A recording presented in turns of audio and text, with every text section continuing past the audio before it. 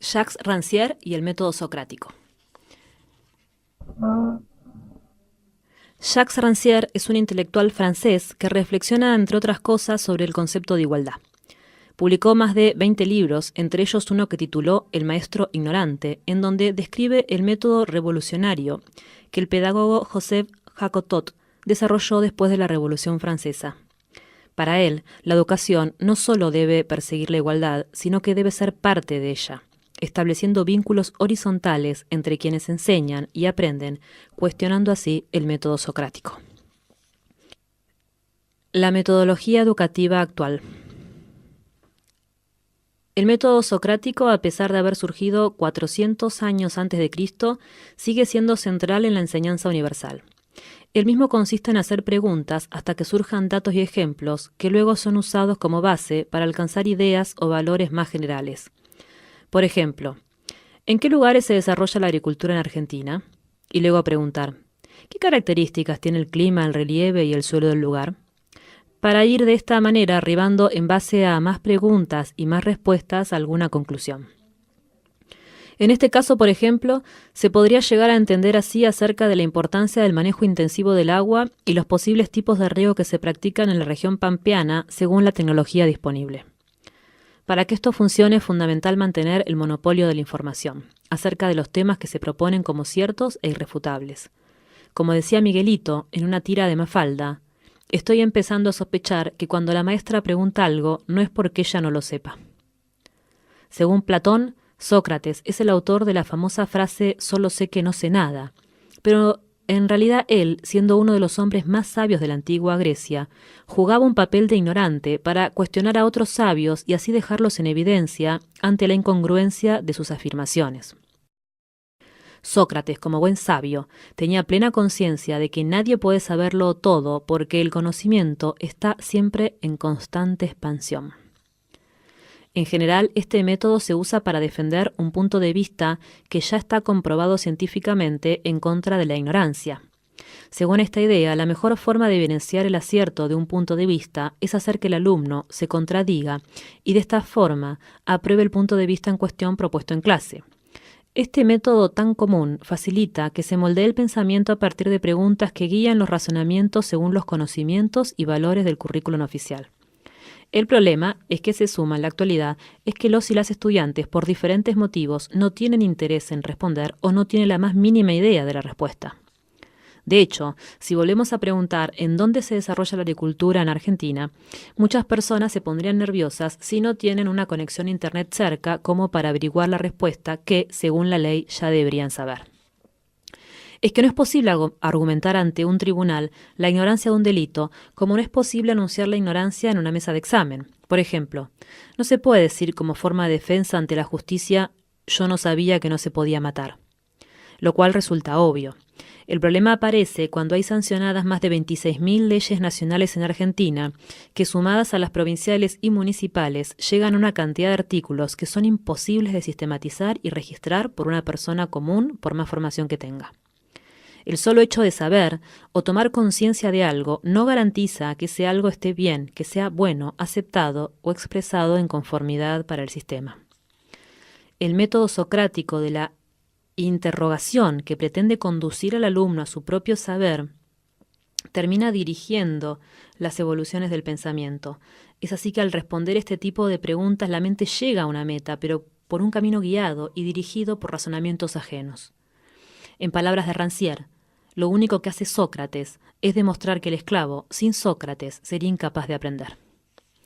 Para Rancière, la lógica de la explicación conlleva al principio de regresión al infinito. La reduplicación de razones no tiene razón para detenerse jamás. En palabras de él, lo que detiene la regresión y le da su base al sistema es simplemente el hecho de que el explicador es el único juez del punto en que la explicación misma ha sido explicada.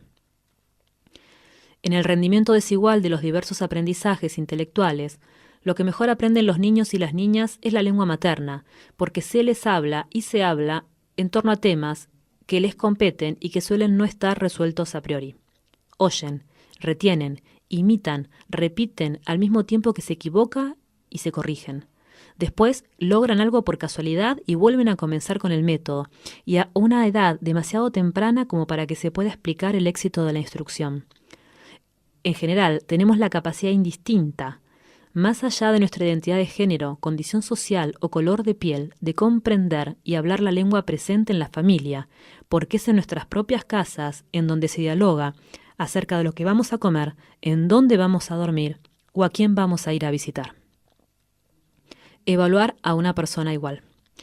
En relación a la obra de Rancière, me quiero centrar en lo que hace referencia a mi experiencia a la hora de evaluar a Gabriela, ya que su libro El maestro ignorante recién llegó a mis manos a partir del episodio de Frutillas. Para mí, ella siempre fue y sigue siendo considerada como una igual. Sin embargo, para algunas personas no lo es, debido a prejuicios en relación a las diferentes identidades que tenemos. Al ser distintas en cuestiones culturales, etarias y de nacionalidad, generó en algunas personas una reacción negativa bajo argumentos vinculados a lógicas sistemáticas, peyorativas y discriminatorias. Sin embargo, hay un plano donde Gabriela y yo nos reconocemos y nos reconocen como iguales. Las dos somos mujeres. Lo llamativo es que a pesar del machismo cultural reinante, nadie tuvo la reacción de acusarnos por nuestra condición de género, ya que es normal dentro del sistema que una mujer sea docente, y ahora también es normal, al menos en Argentina, que un estudiante lo sea. Pero es importante aclarar lo obvio. Somos mujeres distintas porque todas las personas lo somos. La diversidad es un componente fundamental en la vida y por eso, como dice Rancière, la normalización es el triunfo de la desigualdad. Si yo me hubiera comportado con normalidad, debería haber aceptado su ignorancia en la materia, calificarla con un 1 y obligarla a repetir de año. Mi formación no solo me habilitó para que la saludara y la tratara como una persona igual, sino que me llevó a indagar sobre sus saberes previos, logrando evitar una nueva injusticia dentro del sistema educativo. Ella argumentaba no saber porque esperaba ser evaluada con el mismo método con el que se le había evaluado hasta ese entonces, pero la pedagogía, por suerte, fue evolucionando. En la actualidad, el método socrático no está funcionando ni siquiera analizándolo desde las lógicas del poder político. Con esto quiero decir que si ella no obtiene los resultados esperados es porque las clases suelen ser pocas, el hacinamiento es mucho y la realidad socioeconómica de la comunidad imposibilita muchas veces la tarea. Es moneda común escuchar a profesoras y profesores decir ahí no se puede trabajar. Y entonces el trabajo consiste básicamente en cumplir un horario y soportar la tarea como sea posible. Con esto no quiero ofender a nadie. Es más que entendible la necesidad que hay de trabajar para ganarse el sustento día a día. Pero es importante recordar, para profundizar el análisis de la crisis educativa, que hay mucho personal inconforme con su desempeño. El desafío es instruir buscando liberar el razonamiento en lugar de intentar moldearlo bajo teorías anacrónicas. No es que no sepamos nada, porque es real que aprendimos muchas cosas a partir de la instrucción que recibimos. El tema es optimizar esa plataforma con la que contamos para coordinar y ordenar las ideas del grupo a cargo de una manera ética. Cuestionar el método socrático es aceptar que a la esclavitud no alcanza solo con reconocerla y analizarla intelectualmente, sino que sobre todo hay que erradicarla. La propuesta es revolucionaria, porque para que sea posible su aplicación es necesario un cambio de paradigma y para eso debemos liberarnos de algunos conceptos que tenemos arraigados por nuestros años de instrucción mayoritariamente socrática. Se trata de tomar conciencia de que, como diría el filósofo francés contemporáneo Jacques Rancière, enseñar sin emancipar embrutece. Iván Illich y el fin de las escuelas. Iván Illich fue un pensador nacido en Austria que desarrolló gran parte de su polifacética obra en América. Durante fines de la década del 30 y principios de la década del 40 vivió con su abuelo en Viena hasta que tuvo que huir a Italia perseguido por el nazismo. Al principio del régimen lo consideraban medio judío, pero con el avance de la doctrina lo señalaron simplemente como judío. Estudió y obtuvo importantes títulos en teología y filosofía. Como sacerdote, no aceptó las ofertas diplomáticas del Vaticano y prefirió trabajar como párroco asistente en Estados Unidos. Se dedicó a desarrollar su trabajo en Puerto Rico y México, publicando investigaciones y ensayos que lo llevaron a distanciarse de la Iglesia Católica. A partir de los años 80, viajó en forma constante repartiendo su tiempo entre Estados Unidos, México y Alemania, compartiendo seminarios y otros encuentros pedagógicos. En su libro La sociedad desescolarizada, hizo profundas críticas al rol de las escuelas oficiales, a la vez que cuestiona otros órdenes de la vida como la medicina moderna y el consumismo voraz. De esta manera, su obra no solo hace aportes al pensamiento desescolarizante, movimientos y colectivos que se organizan para que sus hijos e hijas tengan la opción de no ir a la escuela, sino que también es referente dentro de las corrientes antiindustriales. Según Illich, siempre que se crea una institución para satisfacer una necesidad humana, es el propio ser humano quien termina desentendiéndose de satisfacer su propia necesidad. Es así que al existir un sistema de salud, la persona olvida cuidar su propia salud y delega en otras personas que saben el ejercicio de la práctica médica y del cuidado. Para él las enfermedades no han ido disminuyendo por obra de la medicina, sino por algunas transformaciones en los hábitos de vida como son las nuevas prácticas de higiene. Illich creía que los aprendizajes se obtienen de manera casual y principalmente fuera de la escuela, dando varios ejemplos sobre la naturaleza ineficaz de las instituciones educativas.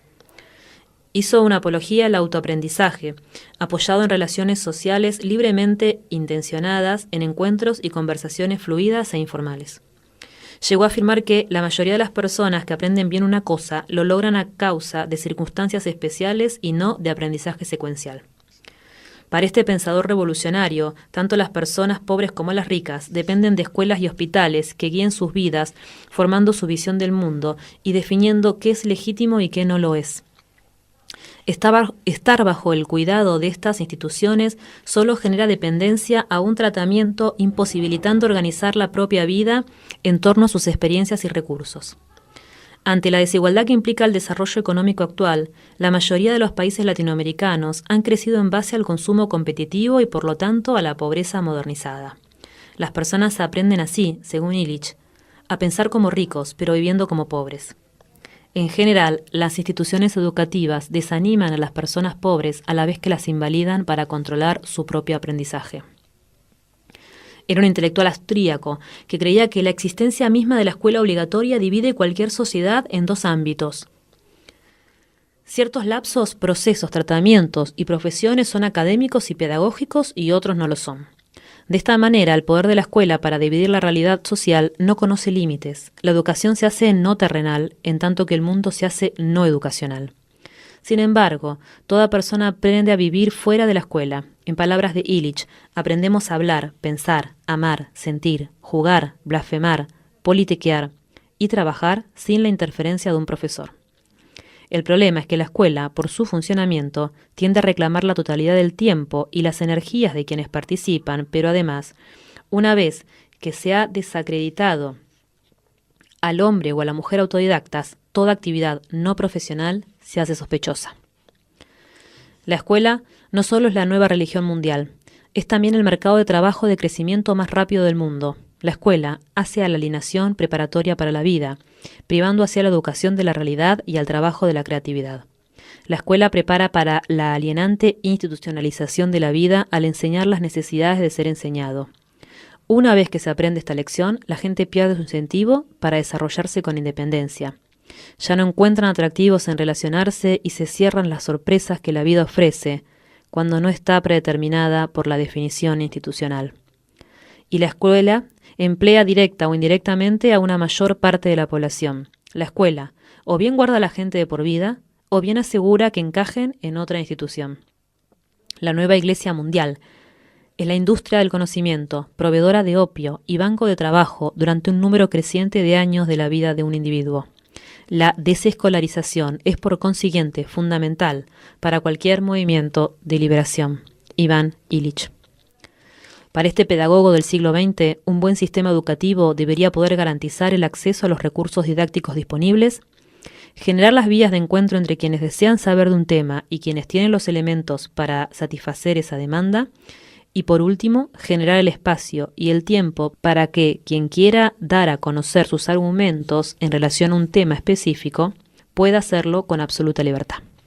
20 años antes de morir le diagnosticaron cáncer y en coherencia con su crítica a la medicina occidental, se negó a tratarse con los métodos invasivos y costosos, a pesar de que le dieron una esperanza de vida de apenas algunos meses. Gracias a las técnicas terapéuticas naturales, meditación y práctica de yoga, llegó a vivir 2 décadas más. En los últimos años de vida fumó opio como analgésico para mitigar el tremendo dolor causado por los tumores. Illich incomoda porque las ideas de una desinstitucionalización de la educación podrían ser un punto de partida para la desinstitucionalización de la sociedad. De ahí su valor revolucionario.